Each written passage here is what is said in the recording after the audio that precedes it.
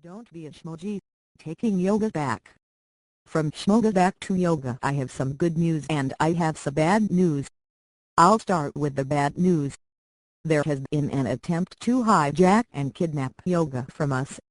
And now the good news, you can't take it back. Many practitioners call themselves yogis or yoginis, but they have taken the sacred practice of yoga and changed it to an inaccessible and inauthentic practice. They are who I call Shmogis, ginis, or phony yogis.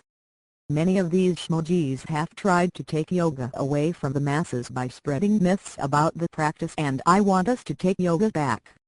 Yoga is over 4,000 years old and practiced by men, women and children all over the world.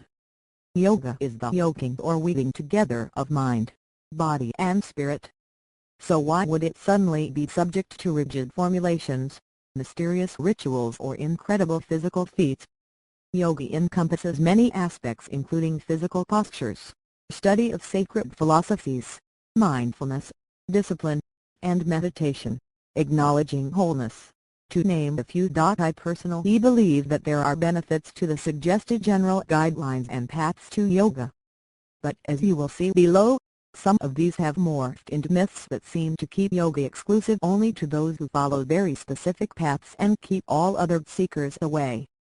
We must ask, why do some insist on portraying yoga as something to be done by the young, physically beautiful, fit and acrobatic? How I discovered yoga and yoking back in 2000. I was grieving the sudden death of my mother from a rare cancer, adjusting to moving across the country from New York to San Francisco. During that time, I had no permanent job or resources, and was dealing with other crises that lead to my physical, emotional and spiritual breakdown. I decided to try yoga as a stress management strategy. I practiced alone in my apartment because I didn't have the money to go to a studio and didn't want to expose my broken self to others. Slowly I realized and discovered that yoga was much more than physical poses. At a certain point I became confused because I didn't understand its philosophical or spiritual components very well.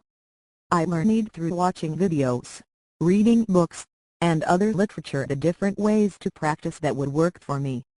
I'm pretty stubborn, so I decided to do my own practice and customize it to fit my physical and financial limitations.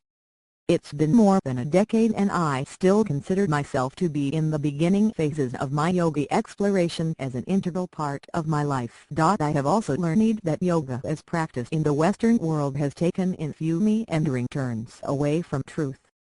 I want to prevent others from feeling the discouragement I felt at times by exposing the myths and propaganda perpetrated by the Shmogis and industries that have over-businessified yoga.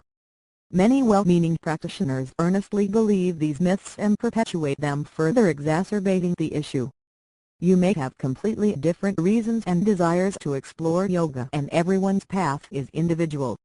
But if any of the myths below dissuaded you in the past, perhaps you can now return to what is your rightful place in the world of yoga. Don't be a Shmogi. Taking yoga back. From Shmoga back to yoga. I have some good news and I have some bad news. I'll start with the bad news. There has been an attempt to hijack and kidnap yoga from us. And now the good news, you can't take it back. Many practitioners call themselves yogis or yoginis, but they have taken the sacred practice of yoga and changed it to an inaccessible and inauthentic practice.